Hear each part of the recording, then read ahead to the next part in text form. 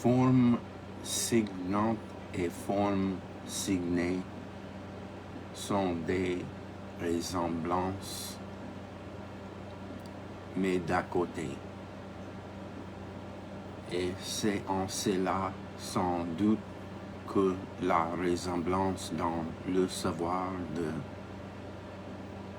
du VIe siècle est ce qu'il y a de plus universel.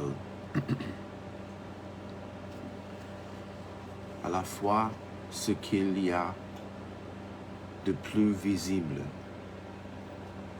mais qu'on doit cependant chercher à découvrir, car c'est le plus caché, ce qui détermine la forme de la connaissance, car on ne connaît qu'en suivant les chemins de la similitude, et ce qui lui garantit la richesse de son contenu, car dès qu'on soulève les signes et qu'on regarde ce qu'ils indiquent,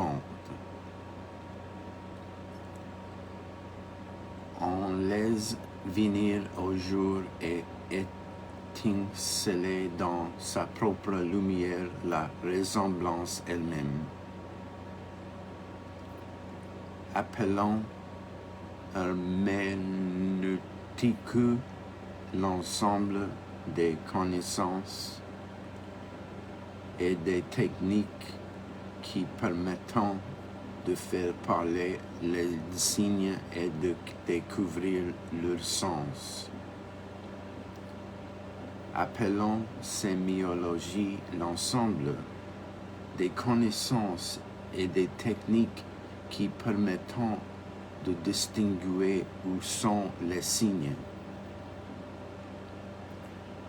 de définir ce qui les institue comme signes, de connaître leurs liens et les lois de leur enchaînement.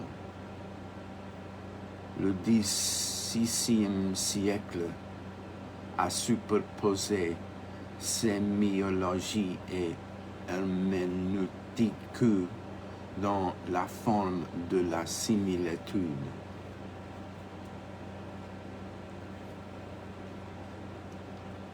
Chercher le sens,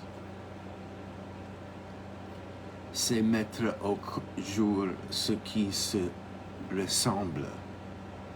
Chercher la loi des signes, c'est découvrir les choses qui sont semblables. La grammaire des êtres,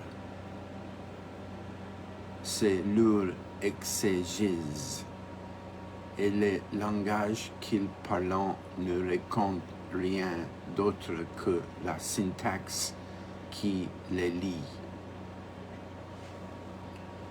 La nature des choses, leur coexistence, l'enchaînement qui les attache et par quoi elles communiquent n'est pas différent de leur ressemblance. Et celle-ci n'apparaît que dans le réseau des signes qui, d'un bout à l'autre, parcourent le monde. La nature est prise dans la manche épaisseur qui tient, l'une au-dessus de l'autre. Sémiologie et herméneutique, elle n'est mystérieuse et voilée. Elle ne s'offre à la connaissance qu'elle déroute parfois que dans la mesure où cette superposition ne va pas sans un léger décalage des ressemblances. Du coup, La grille n'est pas claire. La transparence se trouve brouillée de la première donne. Un espace sombre apparaît qu'il va falloir progressivement éclairer. C'est là qu'est la nature, et c'est cela qu'il faut s'employer à connaître.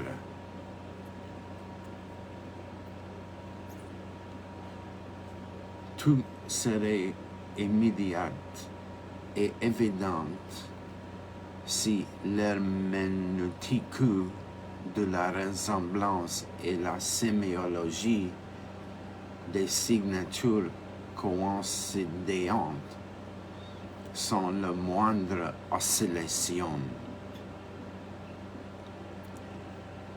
Mais qu'il y a une crainte entre les similitudes qui forment un graphisme et celles qui forment un discours. Le savoir et son labeur infini recouvrant là l'espace qui leur est propre. Ils sauront à sillonner cette distance en allant par un zigzag indéfini du semblable à ce qui lui est semblable.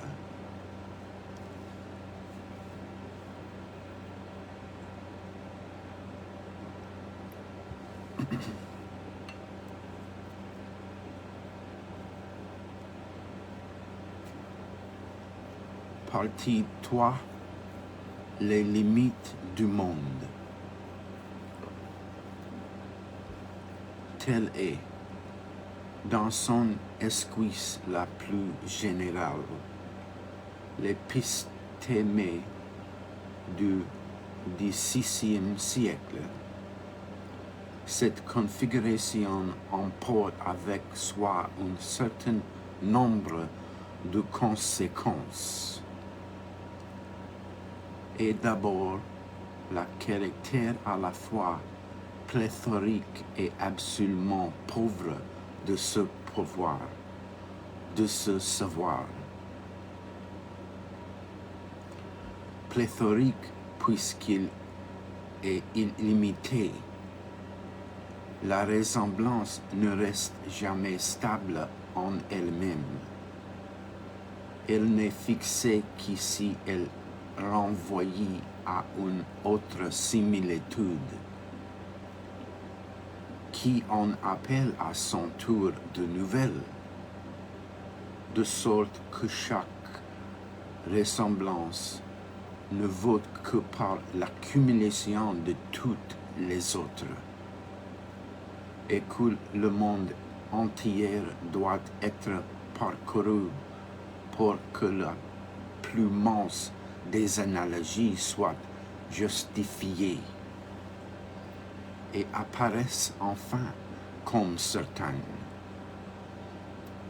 C'est donc un savoir qui devra procéder par entassement infini de conformations s'appelant les unes autres.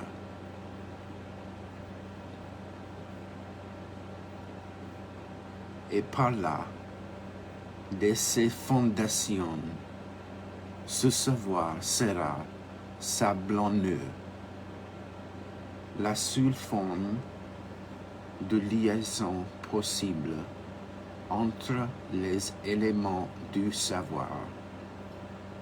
C'est l'addition de ces immenses colonnes, de leur monotonie, en posant comme lien entre le signe et ce qu'il indique la ressemblance, à la fois terce, puissance et pouvoir unique, puisqu'elle habite de la même façon la marque et le contenu. Le savoir du VIe siècle s'est condamné à ne connaître toujours que la même chose, mais à ne la connaître qu'à terme jamais atteint d'un parcours indéfini. Et c'est là que fonctionne la catégorie trop illustre du microcosme. Cette vieille notion a sans doute été ranimée à travers le Moyen Âge et dès le début de la Renaissance par une certaine tradition néo-platonicienne. Mais elle a fini par jouer au XVIe siècle un rôle fondamental dans le savoir. Peu importe qu'elle soit ou non, comme on disait jadis, vision du monde ou Weltanschauung. En fait, elle a une ou plutôt deux fonctions très précises dans la configuration épistémologique de cette époque. Comme catégorie de pensée, elle applique à tous les domaines de la nature le jeu des ressemblances redoublées. Elle garantit à l'investigation que chaque chose trouvera sur une plus grande échelle son miroir et son assurance macrocosmique. Elle affirme en retour que l'ordre visible des sphères les plus hautes viendra se mirer dans la profondeur plus sombre de la Terre. Mais entendu comme figuration générale de la nature,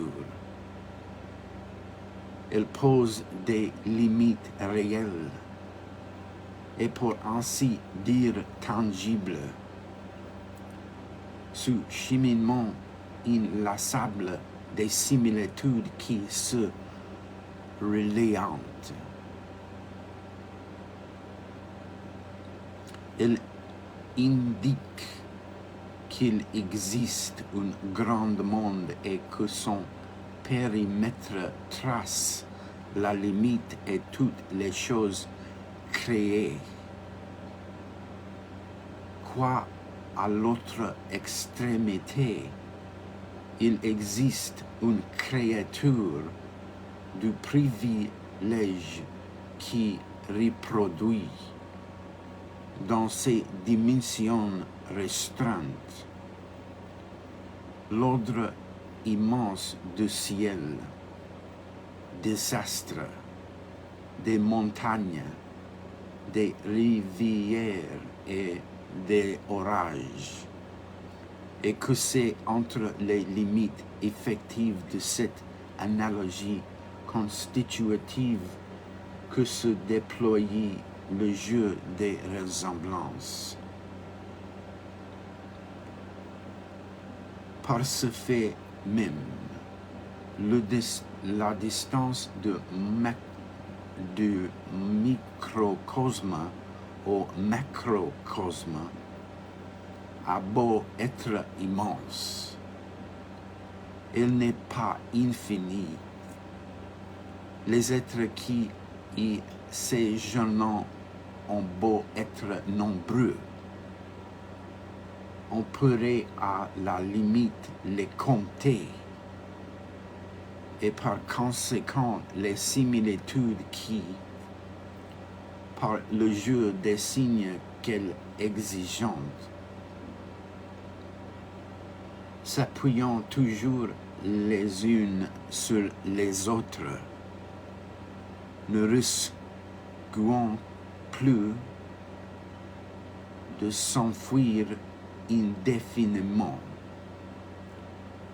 Elles ont, pour s'appuyer et se renforcer, un domaine parfaitement clos. La nature, comme jeu des signes et des ressemblances, se referme sur elle-même selon la figure redoublée du cosmos.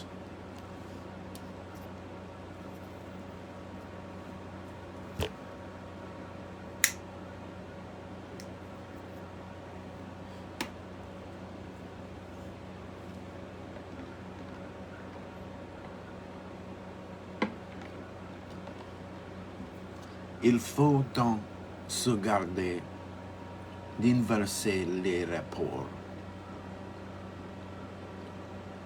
Sans aucun doute, l'idée de microcosme est, comme on dit, importante au XVIe siècle, 16th century.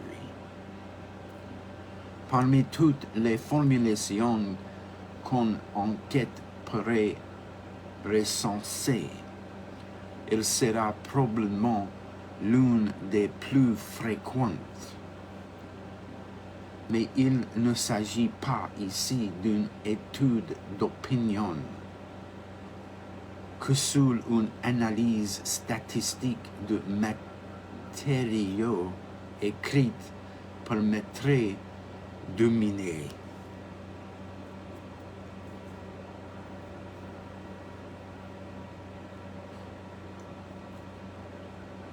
Si en revanche, on interroge le savoir du XVIe siècle à son niveau archéologique,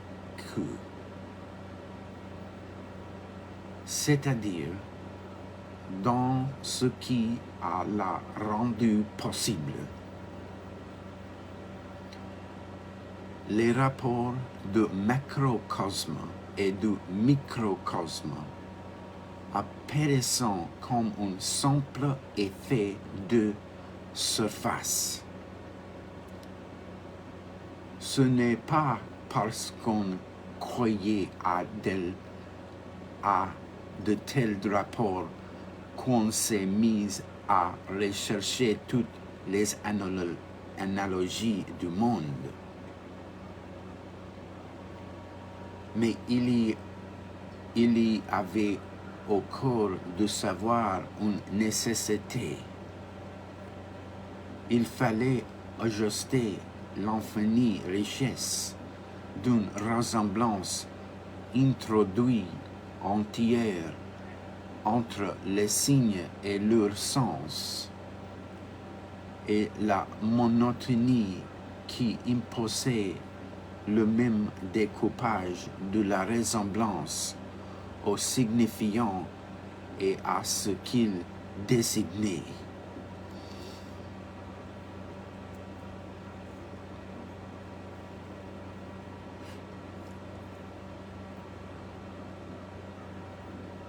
Dans une épistémé où signes et similitudes sont relayants réciproquement selon une volute qui n'avait pas de terme.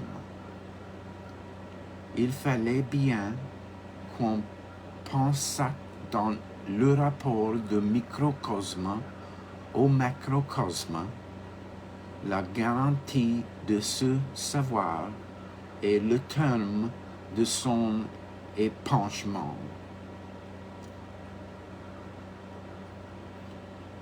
Par la même nécessité, ce savoir devait accueillir à la fois et sur la même plane magie et érudition. Il nous semble que les connaissances du VIe siècle étaient constituées d'un mélange instable de savoir rationnel,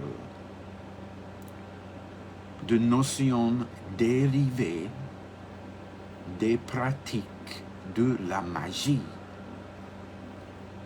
et de tout un héritage culturel de la redécouverte des textes anciens avait multiplié les pouvoirs d'autorité.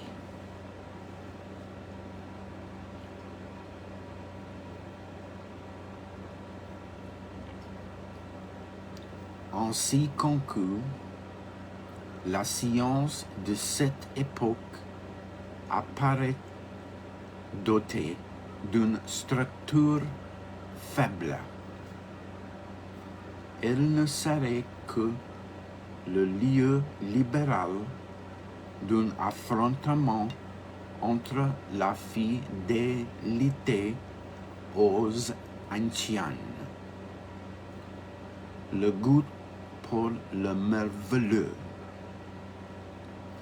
et une attention déjà éveillée sur cette souveraine rationalité en laquelle nous nous reconnaissons. Et cette époque trilobée se réfléchirait au miroir de chaque œuvre et de chaque esprit partagé.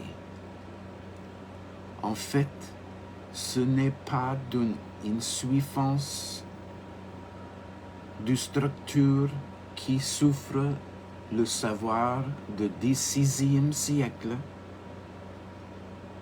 Nous avons vu, au contraire, combien sont méticuleuses les configurations qui définissent son espace. De cette rigueur qui impose le rapport à la magie et à l'érudition non pas contenu accepté, mais forme requise.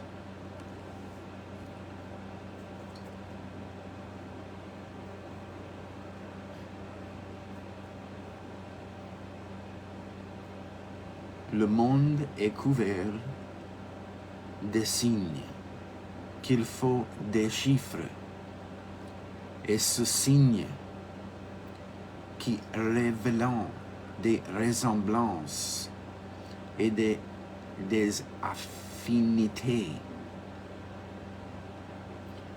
ne sont eux-mêmes que des formes de la similitude. Connaître sera donc interprété à l'aide de la marque visible à ce qui se dit à travers elle et demeurer sans elle. Paroles muettes en sont mêlées dans les choses. Nous autres hommes, nous découvrons tout ce qui est caché dans les montagnes par des signes et des correspondances extérieures. Et c'est ainsi que nous trouvons toutes les propriétés des herbes et tout ce qui est dans les pierres. Il n'y a rien dans la profondeur des mers, rien dans les hauteur de firmament que l'homme ne soit capable de découvrir. Il n'y a pas de montagne qui soit assez vaste pour cacher au regard de l'homme. ce qu'il y a en elle. Cela lui est révélé par des signes correspondants.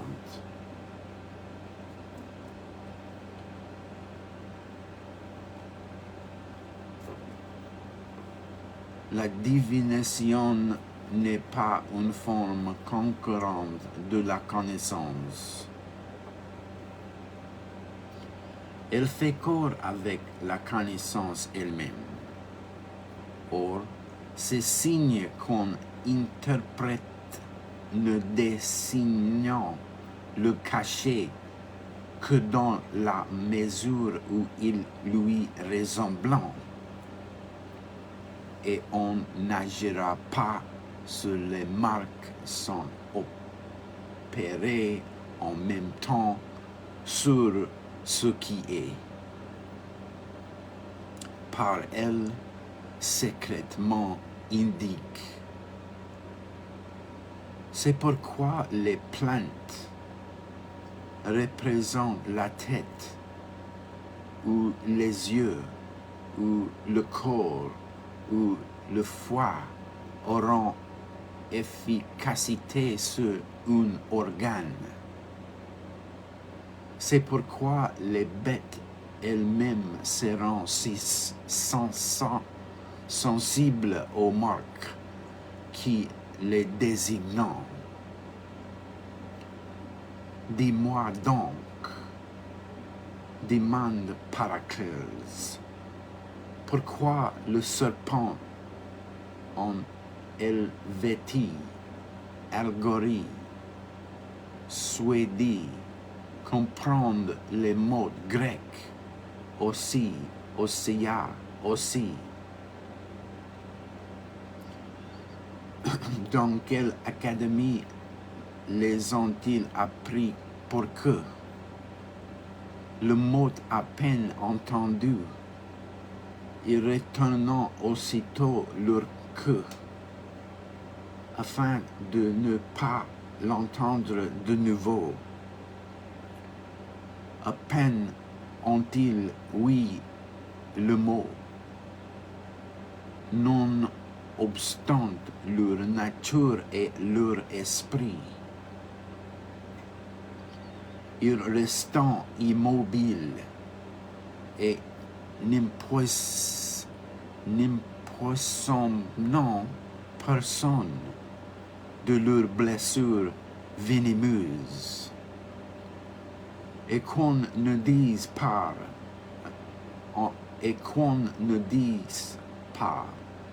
que c'est là seulement l'effet de bruit des mots prononcés. Si tu écris étant favorable, ces seules paroles sur de vélin, du parchemin, du papier, et que tu les imposes au serpent, celui-ci ne restera pas moins immobile que si tu les avais articulés à haute voix. Le projet de magie naturelle, qui occupe une large place à la fin du VIe siècle et s'avance tard encore en plein milieu du XVIIe siècle, n'est pas un effet résiduel dans la conscience européenne. Il a été ressuscité, comme le dit expressément Campanella, et pour des raisons contemporaines. Parce que la configuration fondamentale du savoir renvoyait les unes aux autres les marques et les similitudes. La forme magique était inhérente à la manière de connaître. et par le fait même l'érudition, car dans les trésors que nous a transmis l'Antiquité, le langage vaut comme les signes des choses. Il n'y a pas de différence entre ces marques visibles que Dieu a déposées sur la surface de la terre, pour nous en faire connaître les secrets intérieurs et les mots lisibles que l'Écriture ou les sages de l'Antiquité qui ont été éclairés par une divine lumière ont déposé en ces livres que la tradition a sauvés. Le rapport au texte est de même nature que le rapport aux choses. Ici et là, ce sont des signes qu'on relève. Mais Dieu, pour exercer notre sagesse, n'a simé la nature que de figures à des chiffres. Et c'est en ce sens que la connaissance doit être divinatio, tandis que les anciens ont donné déjà des interprétations que nous n'avons plus quoi recueillir.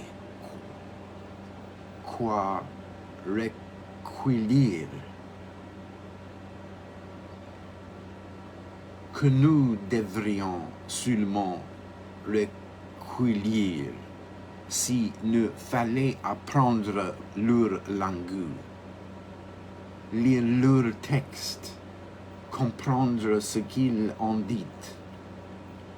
L'héritage de l'Antiquité est comme la nature elle-même, un vaste espace à interpréter.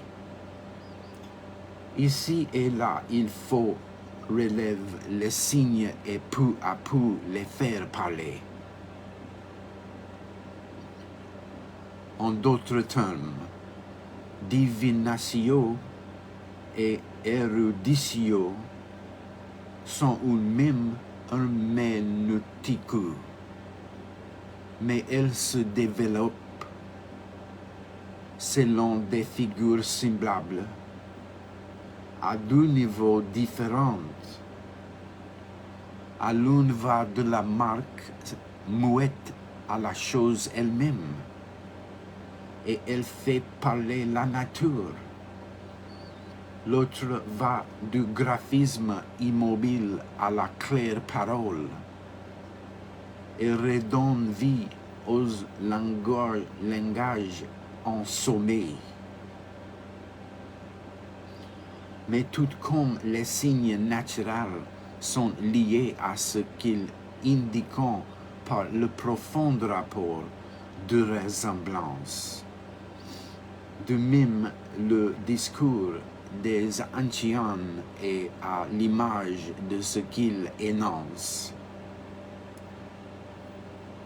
S'il a pour nous la valeur d'un signe précieux, c'est parce que se fonde de son être et par la lumière qui n'a cessé de la traverser depuis sa naissance. Il est ajusté aux choses mêmes. Il en forme le miroir et l'émulation. Il est à la vérité éternelle, ce que les signes sont aux secrets de la nature. Il est de cette parole la marque à déchiffrer. Il a avec les choses qu'il dévoile une affinité sans âge. Inutile, donc, de lui demander son titre d'autorité. Il est un trésor de signes liés par similitude à ce qu'ils peuvent désigner. La seule différence, c'est qu'il s'agit d'un trésor au second degré, renvoyant aux notations de la nature, qui, elles, indiquant obscurément leur fin des choses elles-mêmes.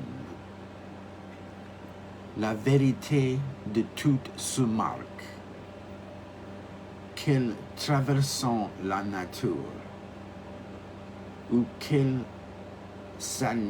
s'alignant sur les parchemins et dans les bibliothèques, est partout la même, aussi archaïque que l'institution de Dieu. Entre les marques et les modes, il n'y a pas la différence de l'observation à l'autorité acceptée ou de vérifiable à la tradition. Il n'y a partout qu'un même jeu, celui du signe et du similaire. Et c'est pourquoi la nature et le Verbe pouvant s'entrecroiser à l'infini, formant pour qui sait lire comme un grand texte unique.